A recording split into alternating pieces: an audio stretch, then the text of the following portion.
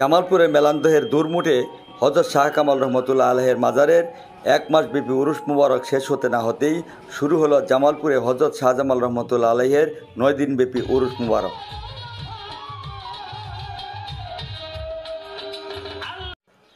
জামালপুরের শুভযাত্রার মধ্য দিয়ে হযরত শাহজামাল রহমতুল্লাহ আলাইহির 9 দিনব্যাপী উরুস মুবারকের যাত্রা শুরু হয়েছে। শুক্রবার বিকালে এক শোভাযাত্রার মধ্য দিয়ে এই উরুস মুবারক শুরু হয়।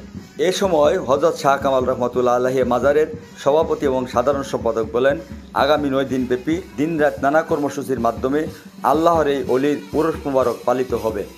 জানা যায়, ইসলাম প্রচারের জন্য প্রায় 900 বছর পূর্বে সুদূর ইয়ামিন থেকে 360 জন আউলিয়া আসেন এই বাংলায়। আর সেখান থেকে হযরত শাহ কামাল আসেন জামালপুরের মেলান্দহ উপজেলার দুরমুটে এবং শাহজামাল আসেন তৎকালীন সিংহজানি মৌজায়। হযরত শাহজামালের আগমনের পর থেকে এ শহরের নামকরণ করা হয় জামালপুর। মুঘল সম্রাট আকবরের রাজত্বকালে ইয়েমেন থেকে ইসলাম প্রচারের উদ্দেশ্যে হযরত শাহজামাল রহমতুল্লাহ আলাইহি সিংহজানি মৌজায় আগমন করেন। এখানকার প্রাকৃতিক সৌন্দর্যে মুগ্ধ হয়ে তিনি খরস্রোতা ব্রহ্মপুত্র নদীর তীরে আস্তানা স্থাপন করেন। সে সময় হযরত শাহজামাল রহমতুল্লাহ আলাইহির অলৌকিক ক্ষমতার কথা দিল্লিতে পৌঁছে যায়। দিল্লির সম্রাট আকবর তাকে খানকা শরীফ বা আস্তানার ব্যয় নির্বাহের জন্য সিংহজানির অন্তর্গত কয়েকটি পরগনা পীরপাল হিসেবে প্রদান করে তার কাছে সনদ পাঠান, কিন্তু আল্লাহর এই প্রিয় বান্দা তা গ্রহণ করেননি। ইসলামের পতাকাবাহী এবং একত্ববাদের একনিষ্ঠ প্রচারক হযরত শাহজামাল রহমতুল্লাহ আলাইহির আত্মার শরণার্থে পরবর্তীতে এই অঞ্চলের নামকরণ করা হয় জামালপুর।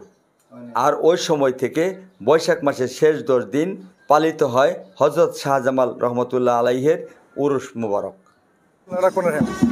আপনার হযরত শাহজামাল ইয়ামানি রহমতুল্লাহ উনি যে এই ভারতবর্ষের 365 জন আউলিয়ার মধ্যে এক অন্যতম আউলিয়া।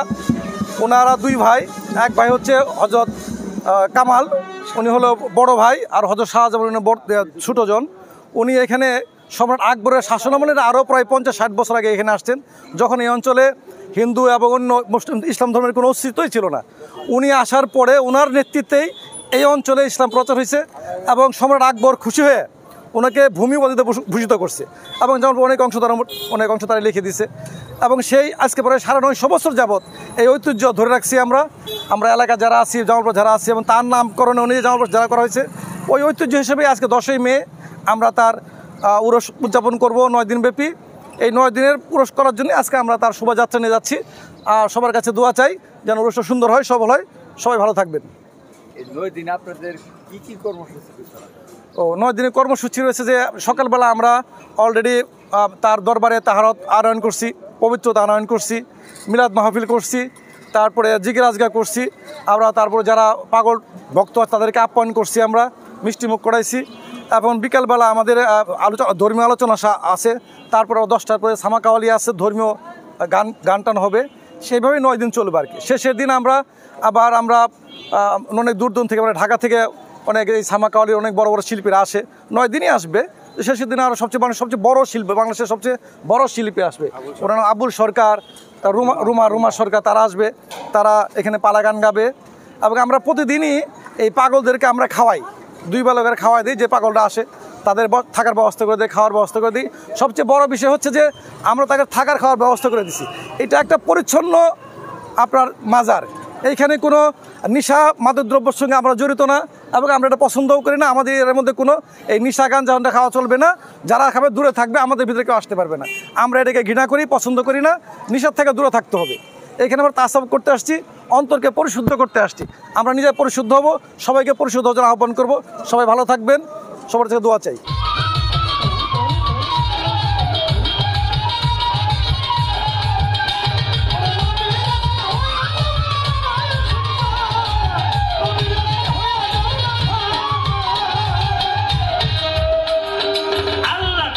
মুখের বাণী ফুলে দেখো কুরআন খানি, সূরা মাইদা আয়াত 25।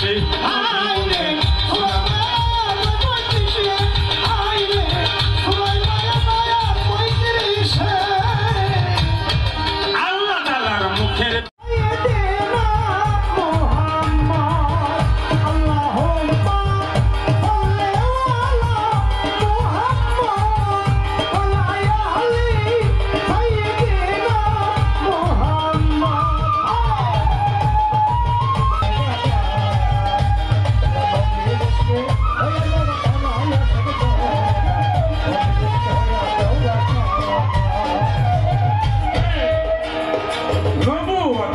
শেষের দিকে সাহাবিকে বললেন ভদ্রকালী এলে মেটর